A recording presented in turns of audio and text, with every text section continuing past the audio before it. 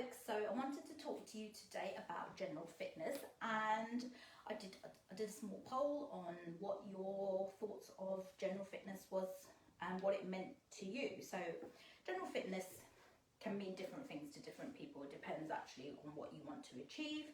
So some people said fitness was about being able to walk up a hill, others was about being able to walk up the stairs without getting out of breath, and there were a couple of others, but I can't think right now. Or maybe it was being able to lift and move heavy things, so it was more about strength.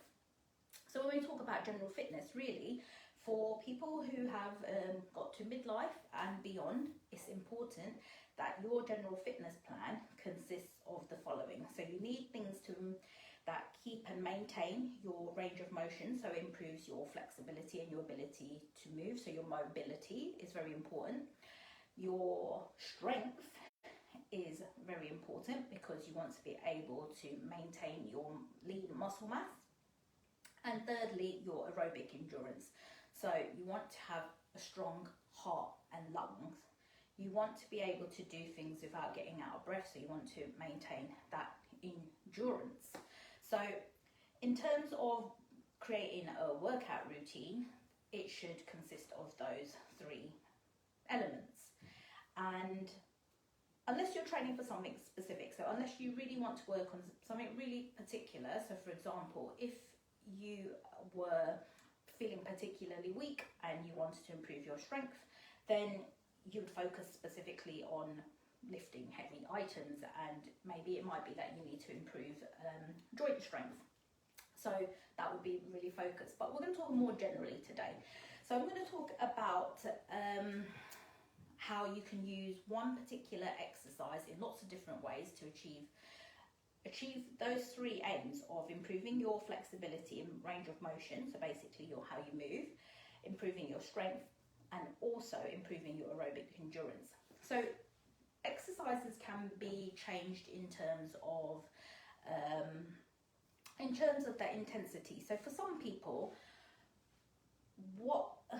the level of intensity will be quite low. So it might be that you're doing what feels like a warm-up for one person, and for another person it might be that they're really working really hard. So you can use the same exercise and you can just change the level of intensity to suit your needs. So if you're only a beginner and you're completely new to exercises, you might be starting at a really low level, and if you're a little bit more advanced, then you might be using that low level as your warm-up and then working towards something that's a lot more intense. So we're going to talk about the versatility of the star jump. So a star jump is that, or it's also known as a jumping jack. And you might be thinking, oh God, I can't do a star jump.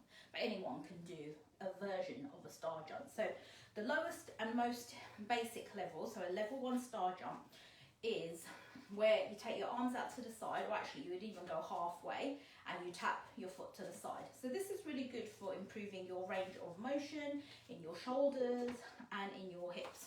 So you're using your core muscles to hold you stable, you're working a bit on balance, but you're strengthening your upper back and shoulders in the process. And the more movement you can bring into your arms, so the higher your arms go, the more you're going to be moving those shoulders around. And then once you've got used to that movement and you're okay there, you can start working on your balance a bit more. So your foot would come off the floor. So again, you can keep your arms shoulder height, or they can go all the way around, and you're lifting your leg up to the side. So you'll find that your heart rate will actually go up with this exercise, just doing this, even if you're tapping to the ground, because you're moving your arms and your legs and you're using a lot of the major muscle groups in your body. So if you've never done any exercises before and you want to start doing something, even just doing this for a few minutes will start to get your heart rate up. So here, so this is your level 2. Your legs are not touching the floor, your arms are coming up or all the way up to the top. So you've got that. The strength you're building is around your hips, around your shoulders, your upper back, and obviously you're holding your abs tight, so you're working all your core muscles. So you've got those versions. The next one you would go to would be more of a jump.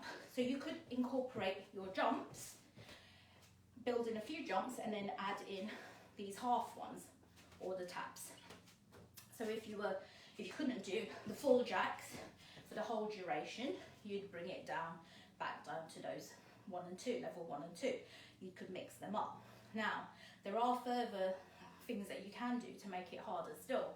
So if you wanted to increase your strength a bit more in your lower body, you can go back to tapping, but you're going to bend your knees as you tap out. So you're bringing your arms up and you're bending your knees. So now you're really working that lower body more. And you can go into a bit of a jump with it. So even if you are doing the jumps, you can jump in, jump out with a little squat. So this is going to really use a lot of those big muscles in your lower body, and this will really get your heart rate up. So you're getting a really good cardio workout, you're getting really good strength in your lower body, and you're also getting that flexibility by moving your joints in different directions. The reason I picked the star jumping jack is because it's a sideways movement. So we're so used to being forwards, forwards, forwards, that we need to strengthen the side of our body, then we need to use our shoulders and move our arms around. So this exercise is actually really good in ensuring that you're using the muscles in ways that you don't normally use them. So like I said, you can do jumping jacks with your knees bent, and you can add your arms, and you can add the arms all the way up to the top. So even if you wanted just a 5-minute workout, you could go through the whole routine. You'd start with your taps. You could do 10 of these. Let's do them. 6, 7, 8, 9, 10. And then you go half jacks, where your foot is not on the floor and you're reaching up overhead. And then you're going to go into the jumps. So as you can hear, I'm starting to get out of breath now. So it is really good for aerobic workout. But if you can't do 10 of them, then you just do a couple and bring it back down. And then from here, I'm going to go into slightly lower. So I'm really working that lower body. I'm working my quads and my glutes. Still getting my arms up above my head. 9, 10. And then I'm going to do the jump. So glutes and quads, calves, they're all getting a good workout. So you might think this is mostly strength for the lower body, but don't underestimate what the shoulders are doing throughout this whole process. If you wanted to make it harder for your arms and you wanted to work the arms, you can obviously add some weights. So if I just grab these weights here, so I've got 2 1-kilo dumbbells, keep things nice and easy. I can do the same thing with the weights in my hands. I can bring them up, and that's quite a lot harder, bringing it overhead, depending on how strong your shoulders are. But I just wanted to demonstrate for you that this one exercise, so many different ways of doing it, yet as you can hear, my heart rate has gone up. Let's see what the Fitbit says. Yeah, Fitbit says my heart rate is up. So just one exercise. You can do a 5-minute routine with it. You can play around with the different levels of intensity to see what it is you can do to make it work for you.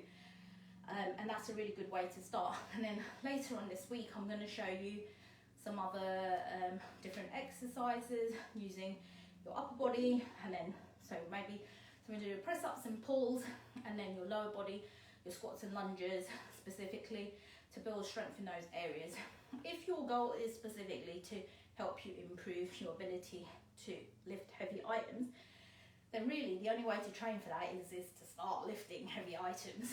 So there's no way around it, unfortunately. You have to start with it, but you'd have to start with, what is appropriate for you. So if you can lift 5 kilos, then you work up slowly, gradually increase those weights, and you want to know what the purpose is that you're doing it for. So if you want to be able to lift heavy items, what do you want to lift them for? Just for the sake of lifting them, or are you lifting in something in your home, lifting it and moving it? So how long do you actually need to be holding the item for? Because that's what you should be training for. So if you need to hold, let's say you're moving something from downstairs to upstairs, so you've got to be able to hold it and be able to walk up the stairs, still holding it, and then move it across. So I don't know how long that takes to come up the stairs with your heavy item, but that's what you would be training for. So your ability to hold things in your shoulders, your arms, your core, to hold you in those positions, to be able to move you in those positions. That's what you would be focusing on when you're training for that. So look out for further videos this week on how to use these type of exercises to build in and incorporate all those 3 elements. Okay, any questions, just feel free to post them below and let me know how you've got on, and if you've come up with any other different ways of using the jumping jack.